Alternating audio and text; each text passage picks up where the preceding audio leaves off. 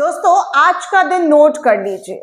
आज का दिन काले दिन के तौर पर याद कीजिएगा, क्योंकि आज black day in the Indian democracy है। ऐसा सोशल मीडिया पर कई यूजर्स लिख रहे हैं। संबिवी नाम की यूजर भी लिख रही है कि आज लोकसभा में विधेयक पारित करते हुए सीजीआई भारत के मुख्य न्यायाधीश को चुनाव आयुक्तों की नियुक्ति करने वाली 3 सदस्यीय उच्च अधिकारी समिति से हटा दिया गया है। राज्यसभा पहले ही विधेयक पारित कर चुकी है। भारत के प्रजातंत्र का ये काला दिन है। जी हाँ, चुनाव आयोग की नियुक्ति में जो सीजीआई का रोल था, आज उसे खत्म कर दिया है। लोकसभा में आज मुख्य चुनाव आयुक्त बिल पास हो गया है। दिसंबर 2023 की शुरुआत में इसे राज्यसभा ने पहले ही मंजूरी दे दी थी। हालांकि इस बिल के विरोध में विपक्ष ने बाइकॉट कर दिया था, लेकिन 141 सस्पेंडेड सांसदों की संख्या कम नहीं होती, जो बिल पास होने के दौरान सदन नहीं जा सके। 3 सांसदों को आज सस्पेंड किए जाने की भी खबर सामने आई है। आज पास हुए बिल का नाम है मुख्य चुनाव आयुक्त और अन्य चुनाव आयुक्त नियुक्ति सेवा शर्तें और पदवधि विधेयक 2023। आसान भाषा में इसे आप सीईसी बिल की 2023 भी कह सकते हैं। साल 2023 के मार्च में जस्टिस केएम जोसेफ की अगुवाई वाली सुप्रीम कोर्ट की एक संविधान पीठ ने यह फैसला सुनाया था कि चुनाव आयुक्तों का चयन प्रधानमंत्री, नेता प्रतिपक्ष यानी कि नेता विपक्ष और मुख्य न्यायाधीश की एक कमेटी द्वारा किया जाएगा। हालांकि अदालत ने यह भी कहा था कि जब तक संसद में इस पर कानून ना बने तब तक जो अब बना लिया गया है। जी हाँ, अब तो बना ही लिया गया है। नए विधेयक में सीजीआई को चुनाव आयुक्तों की चयन समिति से हटा दिया गया। पारित विधेयक के अनुसार पैनल में अब प्रधानमंत्री, विपक्ष के नेता और प्रधानमंत्री द्वारा नामित एक कैबिनेट मंत्री शामिल होंगे। इसके अलावा नए बिल में पूर्व या वर्तमान सीईसी के खिलाफ नागरिक या आपराधिक कार्रवाई पर विचार करने से अदालतों को रोक दिया गया है। इस बिल का उद्देश्य भारत के चुनाव आयोग के 3 सदस्यों की नियुक्ति के लिए क्या प्रक्रिया होगी, यह स्थापित करना है।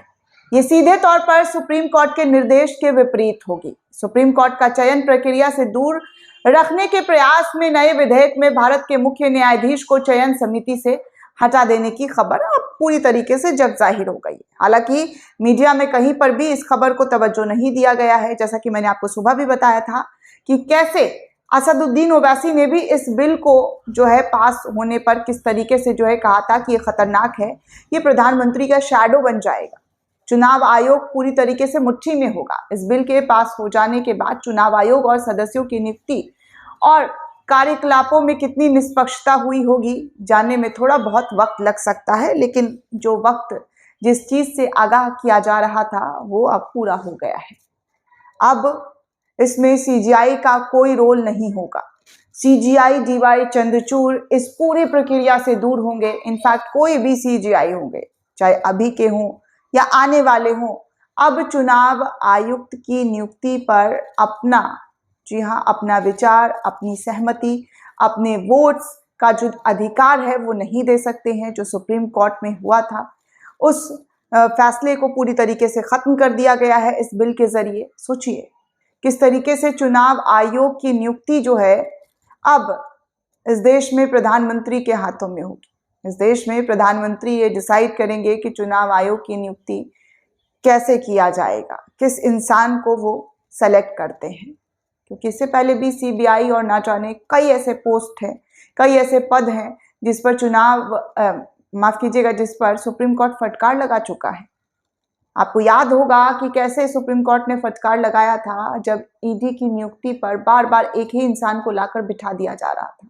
तब सुप्रीम कोर्ट ने कहा था कि आपके पास ऐसा कोई काबिल इंसान नहीं है जिसको इस पद पर बिठा दिया जाए। रिटायरमेंट होने के बाद भी उसकी अवधि बढ़ा दी जा रही है, उसे बार बार ये पोस्ट ऑफर किया जा रहा है। तो सोचिए क्या कुछ चल रहा है। सब कुछ जानते हुए भी आम जनता अनजान बन रही है। आप अनजान बन रहे हैं कि देश में चल क्या रहा है, देश में हो क्या रहा है, देश में किस तरीके की स्थिति देखने को मिल रही है। आज संसद भवन के अंदर जो हुआ, जिस तरीके से 143 सांसदों को बाहर किया गया, उसको लेकर इंडिया गठबंधन की जंतर मंतर पर जबरदस्त तरीके से प्रदर्शन था। वहां पर राहुल गांधी ने भी कई ऐसी बातें कही कि मोदी सरकार ने रोजगार के नाम पर लोगों को रील्स टिकटॉक जैसी वीडियो देखने पर मजबूर कर दिया है, क्योंकि उनके पास जॉब है ही नहीं, वो रील्स देख रहे हैं, वो फेसबुक इंस्टा चला रहे हैं। तो ये स्थिति है। बेरोजगार युवा संसद भवन के अंदर घुसकर नौकरी मांग रहे हैं। इससे बड़ा और क्या हो सकता है, इससे खतरनाक और क्या हो सकता है। अब जो है पूरी तरीके से सब कुछ सरकार के हाथों में, सरकार के हाथों में अब सारी प्रक्रिया है। वो जिसे चाहे उसे चुने, जिसे चाहे उसे निकाल दे। चुनाव का होना ना होना क्या अब बस नाम भर रह गया है? बताइएगा जरूर दोस्तों, कमेंट करके जरूर लिखिएगा कि आप इन तमाम प्रक्रिया को लेकर क्या सोचते हैं, आपकी क्या राय है, कमेंट करके जरूर लिखिएगा। धन्यवाद।